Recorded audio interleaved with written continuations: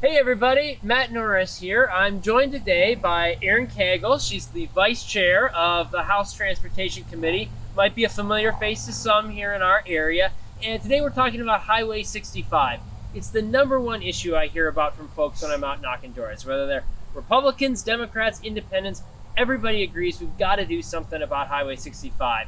And we're going to put it to the test. We're actually here on a Friday afternoon in the summer. Folks are heading up to Cabin Country. We're right in the heart of rush hour. We've got our friend Craig here, friend of the campaign, biker extraordinaire. We're actually going to do a race. Erin and I are going to hop in the truck. Craig is going to take off on his bike. We're going to try to get from Laddie Lake here in the southern end of Blaine all the way up to the northern end of Blaine. We're going to see who gets there first, Craig on his bike or us trying to creep along on Highway 65. So let's go. All right, we're buckling up here and heading out. We've got a cool setup here. I feel like we're in like Cash Cab or like, carpool karaoke or something. I'd love to be Cash Cab. Yeah.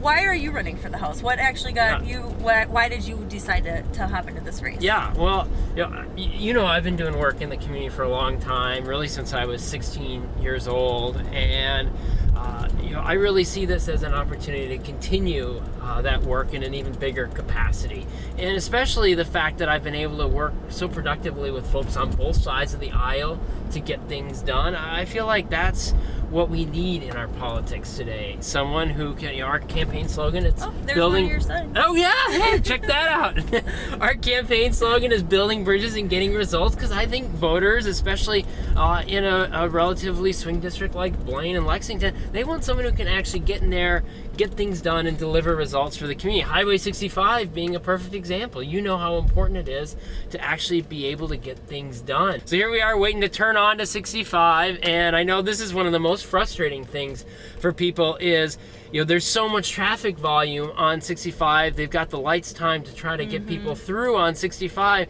but that means a lot of times you're sitting here waiting 2, 3, 4 minutes, and that's if you get through on the first cycle of the light. I'm very familiar with this intersection because my daycare's right back there. All right. So having to take this left and then a right onto 10 to get on the highway. Yeah. This is always the one that is.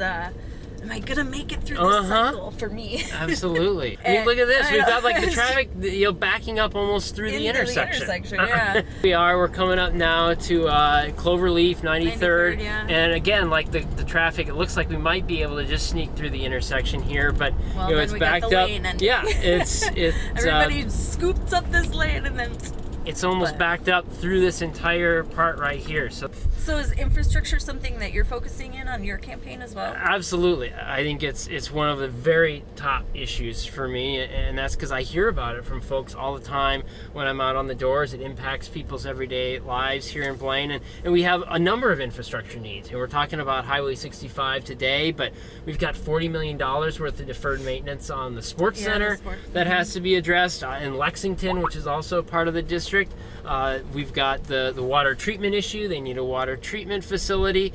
So bringing our tax dollars back to the district, investing here in Blaine and Lexington is going to be a top priority for me. And here we are. We're just at a full-on stop here. Yep.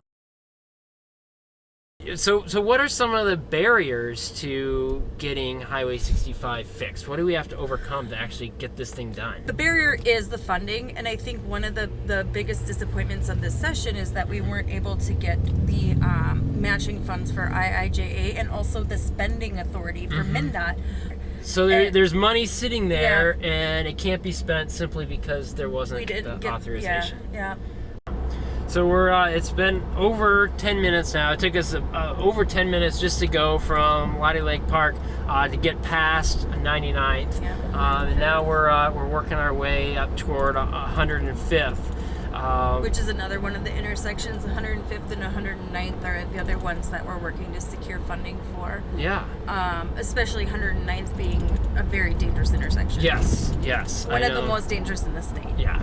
I think especially as we pass here the sports center just off to our right, that's one thing that I'm really emphasizing is this is not just an issue that's specific to Blaine or only impacting people from Blaine. Highway 65 is one of the most important roads in our state. It's the gateway to cabin country for a lot of people. When you look at the National Sports Center, which is the second biggest tourist attraction in the state of Minnesota, when you look at the 3M Open that we host here in Blaine, this is what people experience when they come to Minnesota, when they come to the North Metro, and we got to make sure that the state is investing in a resource like this. Right. Well, I have to say, this is actually one of the clearer afternoons I've seen on 65. I don't know if everybody, it's a beautiful weekend. Maybe people made an early trek, the state fair, an early trek up to the cabin.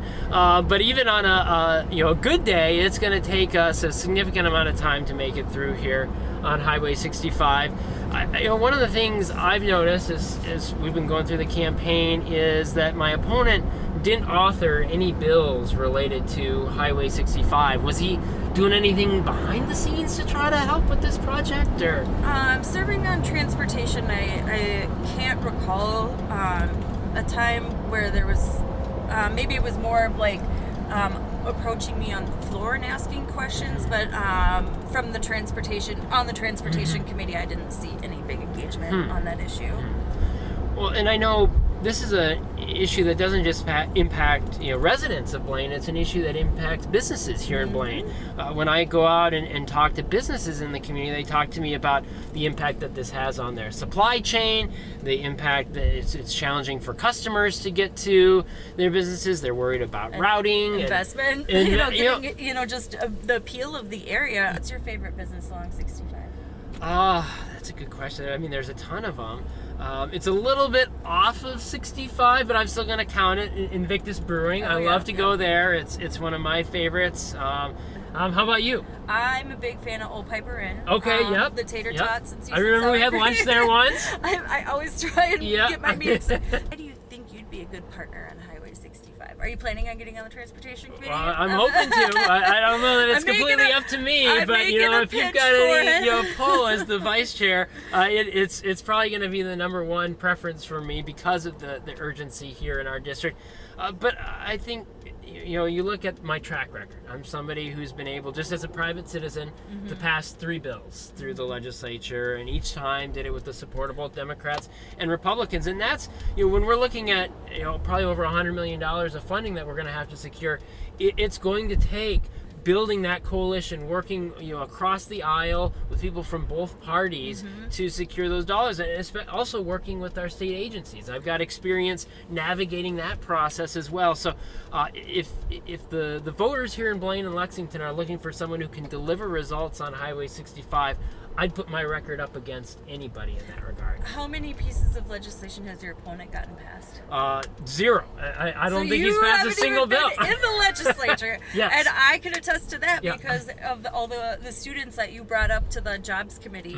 Being able to pass legislation is hard. It is. Even for legislators. So to have an advocate come in there and really be a driving force behind, getting 3 bills passed is pretty awesome. Well, so, thank you. Yeah, thank you. That's really. I can't wait to have you on our team. I'm looking forward to doing it.